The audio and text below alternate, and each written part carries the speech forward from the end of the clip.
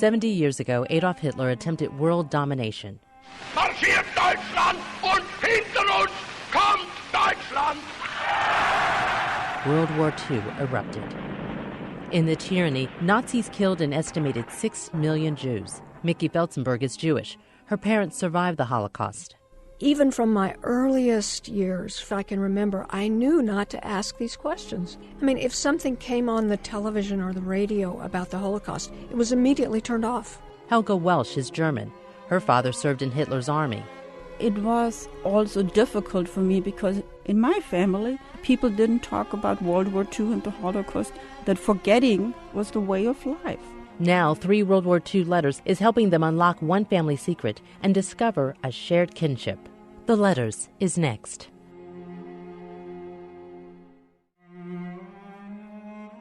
I knew virtually nothing about my grandparents. They weren't real to me, which was one of the reasons these letters were so important to me. I don't ever recall talking about the war, about Jews.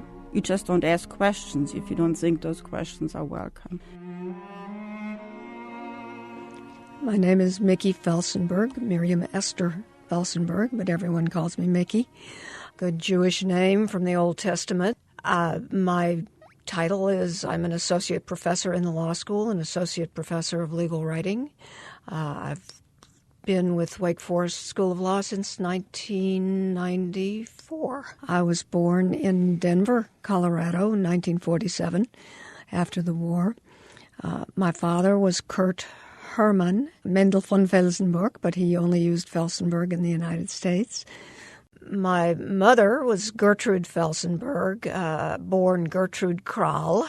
They both were Viennese Jews who escaped the Holocaust, late 30s, early 40s.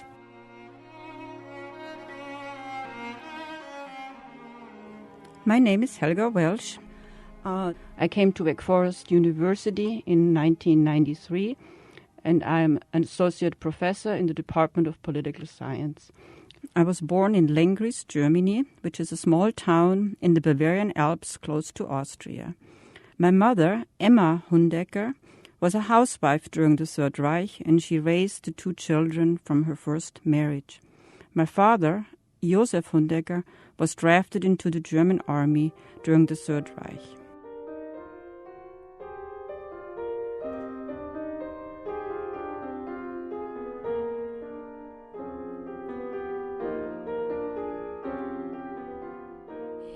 My mother was living in an apartment by herself in Denver.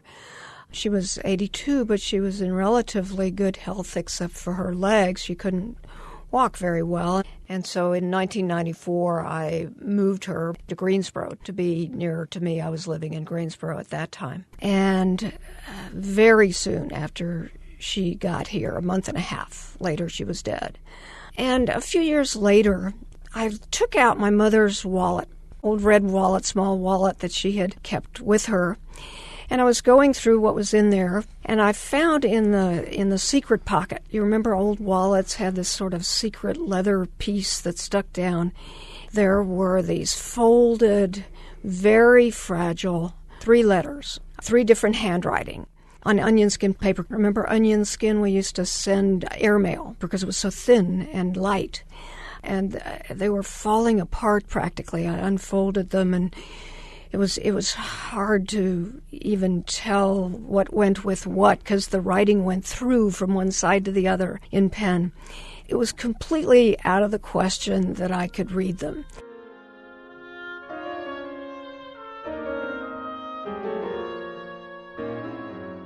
A few months earlier, I had met another Wake Forest faculty member whose name was Helga Welsch. I had never met her before. It was at a social occasion. We were introduced.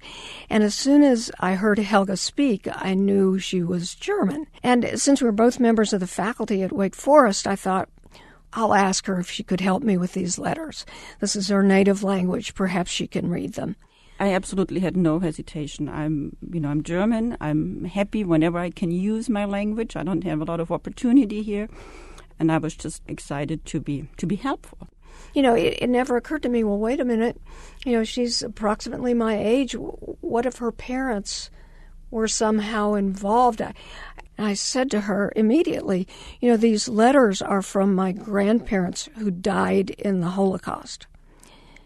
I don't know what your history is, but if you have any hesitation about translating these for me, please just tell me and I'll totally understand. And she was so warm and gracious about it. She said, Miki, we must both face that this happened. It's a long time ago now. Let's see what these letters say. Of course, I have been confronted with the Holocaust and with the memory of Holocaust. So I felt from the very first moment when I realized what the letters were all about, that it was really a shared history that Miki and I had, also from very different points of view. And then the next challenge really was to be able to read the German because the paper was falling apart. The handwriting was slightly different from the way we would write normally. There were holes in the paper already.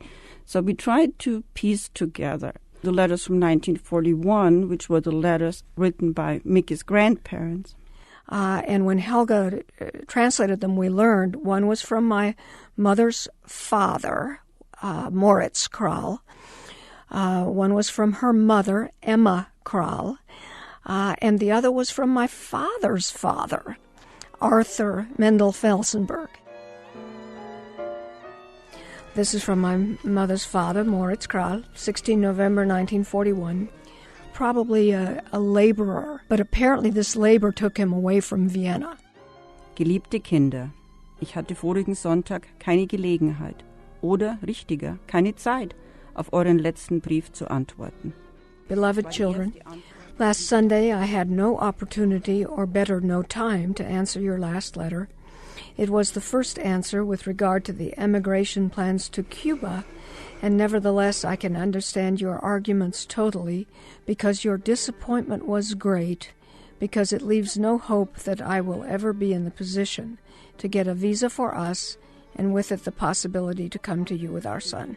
Unsere größte Sorge umso mehr, als der Schule entwächst und seine Zukunft ganz im Unklaren ist.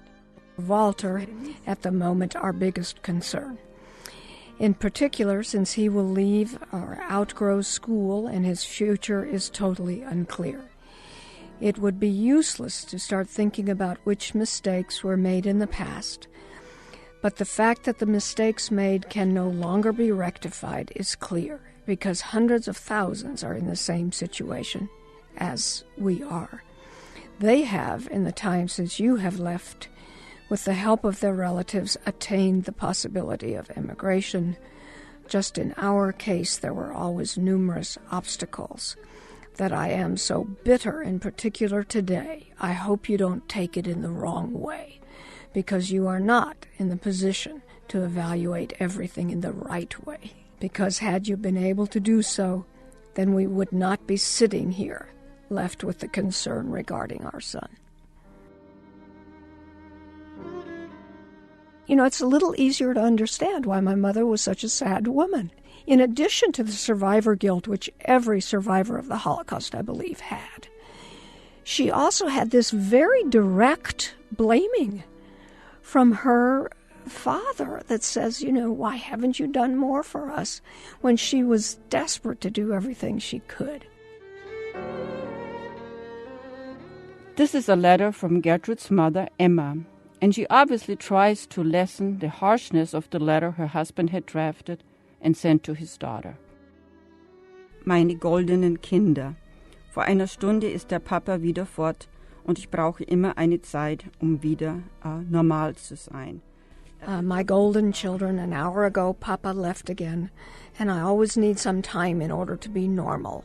You should not believe that he doesn't think that you have done everything possible, but he is simply bitter. I myself know how brave and golden you are, but beyond your own strength you cannot act, and for me the whole issue is past, and I can live with it.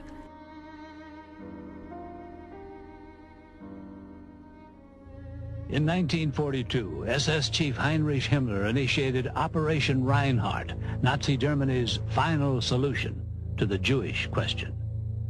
3 death camps were built and staffed under top-secret orders.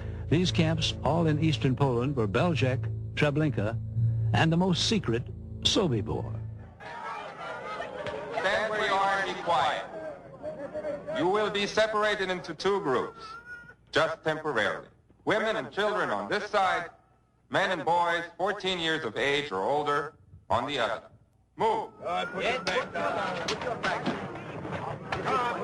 And you. You know, there were lots of secrets. And I want to quote a German author who has written about the second generation of people that grew up after World War II in Germany. And he said in an interview, and here I quote, "Growing up in post-war Germany was a weird experience. It was as if the past's poisonous secrets were locked away, hidden from children, and only the mother had the key." And so in this case, of course, the father had the key as well.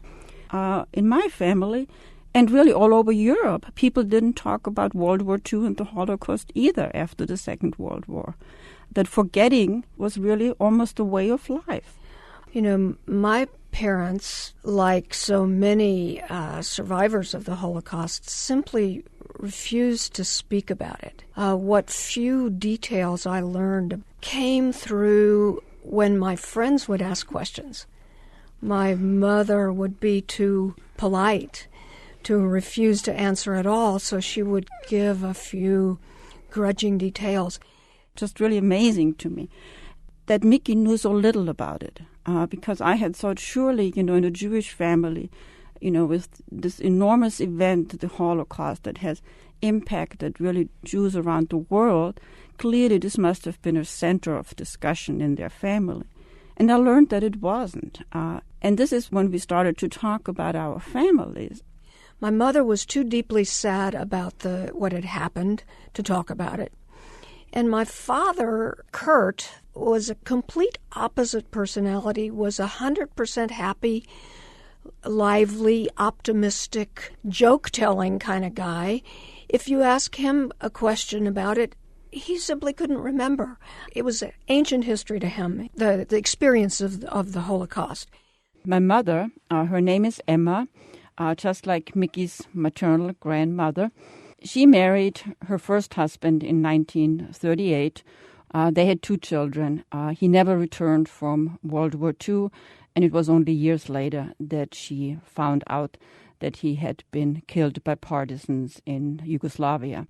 So my mother had a very, very difficult time. She had to raise 2 children all by herself. She actually did laundry for the American occupation forces to survive and to feed her children. And then subsequently in 1951, she got remarried to my father, Joseph Hundecker, and I was born a year later. He was drafted into the German army, die Wehrmacht in German. I don't know exactly when he was drafted, but like all German men, he was drafted, and I always knew that he had fought in the war.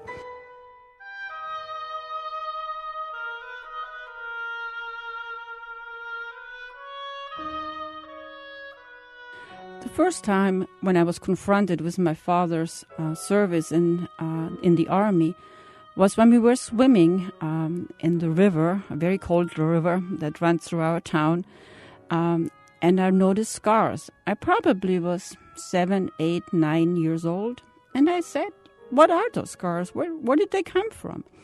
And I learned that he was severely injured on the Russian front and had spent a long time in a hospital. And of course, when you're 7, 8, or 9 years old, you don't follow up. You take it as a given. My mother also had a brother named Walter, who was 12 years younger than she.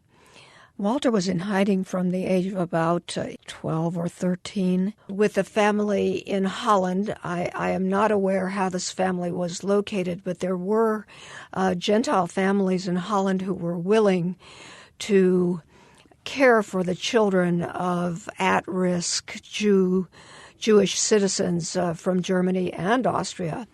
And he was placed with an Amsterdam family and lived there for 3 or 4 years. On one level, I was afraid to find out, because on the one hand, of course, you do want to know what your parents did during this period of time. On the other hand, you are also somewhat afraid that you might find out something that you really don't want to learn, but they're still your parents and you still love them. And how do you live with, this knowledge?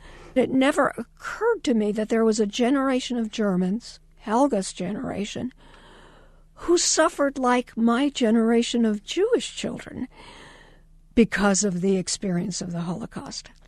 As she explained to me, in her generation of German children, there was also resentment of what the parent generation had done.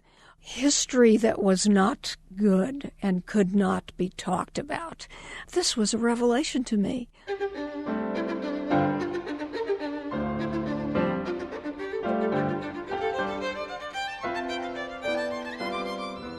My mother and my father were dating. They weren't married. And after he was jailed, my grandfather, Arthur, said to her, "You have to save him.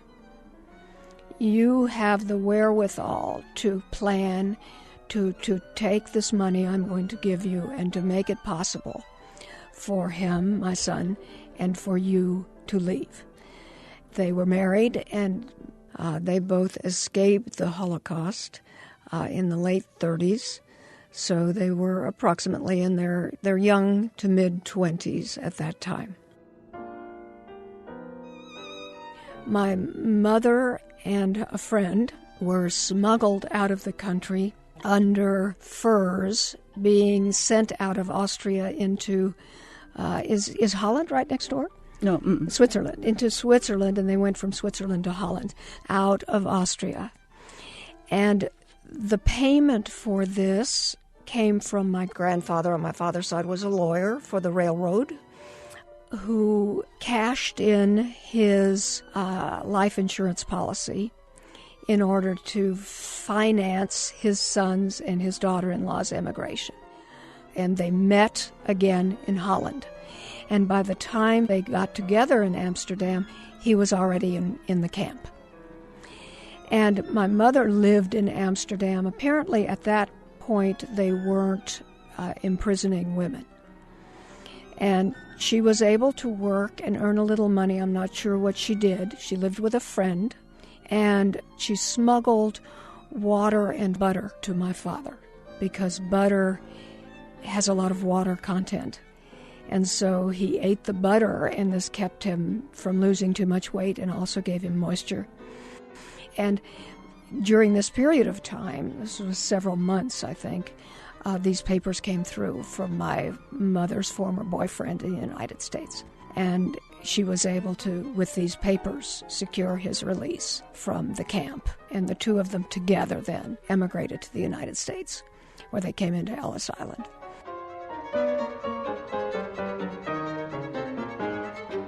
My father, Kurt, almost as soon as he got to the United States, he was drafted into the U.S. Army, which was just then entering World War II. He was in the Army 4 years, and the last year he was in Germany. He was the military governor of a small town in Germany, because he spoke the language, obviously. And he was also the translator in a war crimes trial, similar to Nuremberg. So he had the opportunity after VE Day even to gain some revenge, some psychic fulfillment that my mother never had. My mother did absolutely everything she could to try to rescue her parents, her brother, and my father's parents, and this was absolutely impossible. First of all, she was not an American citizen until some years later. She didn't have regular employment.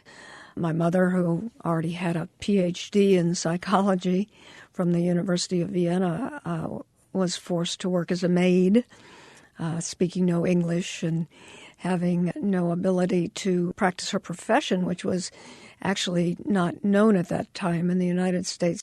She had no money. My father was away in the war. Plus, they had to have the right papers to leave.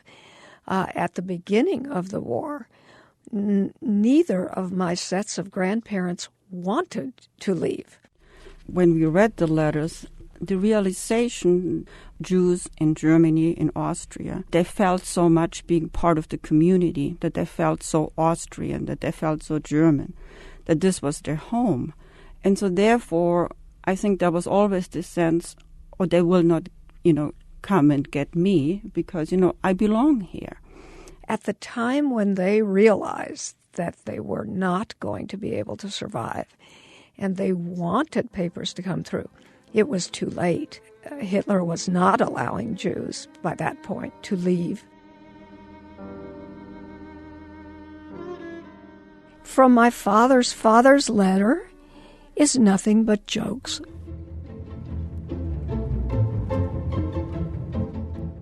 Einen 78-jährigen Oberbeirat samt Gemahlin, sodass unser Haus geradezu ein Rathaus geworden ist. We have received 2 new co-renters, a 78-year-old, a civil service Oberbaurat, a person who deals with construction, according to Helga, with his wife, so that our house has almost become a town hall. Very nice, quiet people, and surely we will get along well with them. Unfortunately, he cannot play chess. On the other hand, his wife is, so to speak, an acquaintance of Mausi, the daughter of the former Oberkantor Bauer of the Turkish temple. Fortunately, however, she does not sing, but paints, and that doesn't make any noise. Hat sie ihren Bekanntenkreis zumindest geografisch sehr verbreitet. Polen, Russland, Shanghai. Of course, it is not surprising that she is an acquaintance of Mausi, as she is from the 2nd District. And as you know, people assert that from behind the Prater, a few people live who Mausi does not know, but that is not for sure. Now coffee is on the table and Mausi wants to be fed. Fortunately, also, I have reached the end of the paper. Greet and kiss everybody and be embraced. Your faithful parents.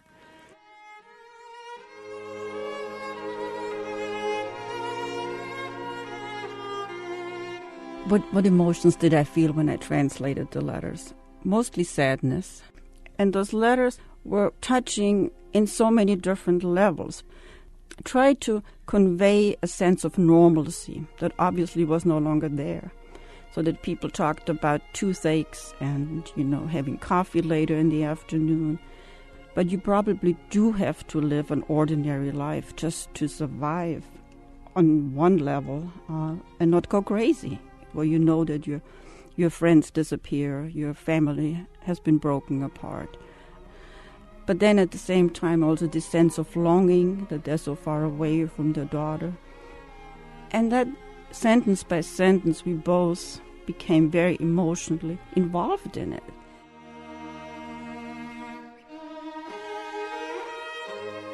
I do remember that it took me a very, very long time to finally have the courage really to ask my father whether he had been a member of the Nazi party. Probably 16, 17 at the time. This was really the, kind of the time of coming of age for me when I became politically more aware, and this enormous relief when he said no. I mean, just, I said, oh, thank God, Isn't that something? There are many facets of silence, and it also includes some very touching, positive stories. I just learned from my best friend back in Germany, who grew up just across from me. And we both lived in relatively large houses, and the first floor is often a business or an office, and then the upper floors are living quarters. In her particular case, the ground floor was a police station during the Third Reich. And in her house, a Jewish woman had been in hiding and survived the Third Reich because one of the police officers was able to hide her as part of the complex there. And my friend never knew about it, and her parents didn't know about it. There was another letter dated 17 May 1946, and apparently was the first contact after the war and was from a relative of my mother. He writes, Meine liebe Gerti, zu meiner unbeschreiblichen Freude erhielt ich heute deinen lieben Brief vom 13. April 1946. To my dear Gertie, to my unbelievable joy, I received your lovely letter of April 13th, 1946. For years I have waited to this hour where I can give testimony to the noble-minded, to this daughter of this woman in person or in writing, and now listen and read. Your father allowed himself to ask to be moved from his place of work to Vienna, to the very same construction firm. It seemed that his request was granted. However, after a few days he was imprisoned and brought to the camp for Jews in Vienna, 2nd District, Sperlgasse. It was the deportation point to Poland, which was synonymous with the verdict of death. I immediately went to see your mother and warned her not even to go close into proximity of this camp. Not only I, but also many friends talked to her to hide with my daughter or somewhere else. However, it was the loyalty and love of this wife to her husband that could not be shattered. Always she just answered, "So this is his verdict of death? This is even more reason for me that I voluntarily joined this transport." Even no trick helped. I tried to convince her that the transport with her husband had already left. "Then I will simply go voluntarily with the next transport," was her answer. And so your dear mother voluntarily, at the side of her husband, entered death without ever thinking about rescuing herself. Und so ist eine liebe Mama freiwillig an der Seite ihres Mannes in den Tod gegangen, ohne auch nur mit dem Gedanken zu spielen, sich allein zu retten.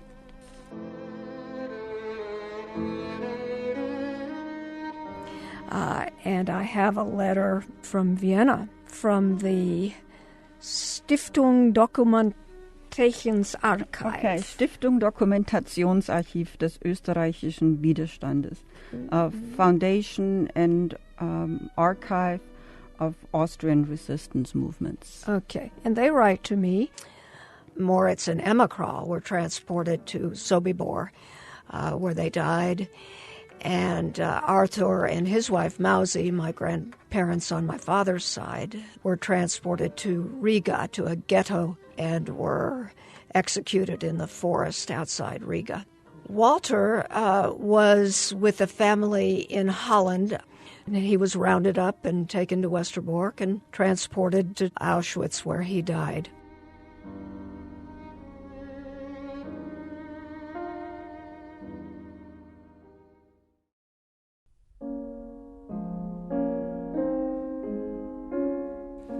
I think the story of Miki and myself is a story of hope, that one can reach out, that one can reconcile differences. It doesn't mean to forget, but it does mean that generations can move on and try to come to grips with something that is very hard for us to understand. For me personally, it doesn't make the story any easier, because personalizing the Holocaust, if anything, makes it more difficult. I wish today that I would have asked many more questions, but I cannot go back. But I think it's an important aspect of my family, and I will continue to search now. The gift Helga gave me of the translation of these letters is almost indescribable. It gave me a sense of my grandparents and an understanding of my own parents and of my own upbringing that I absolutely never had. A lovely irony that comes of all this. Here today, we find ourselves close friends, this German daughter of a Nazi-era soldier and the Jewish daughter of survivors of the Holocaust. Now we're bonded friends. And the most frequent way in which we connect is, since we both are on this wonderful Wake Forest campus, we have lunch together. Probably we should have a German lunch one time. Lunch probably should be 2 or 3 hours then. Sehr schwer. Schwer, sehr schwer.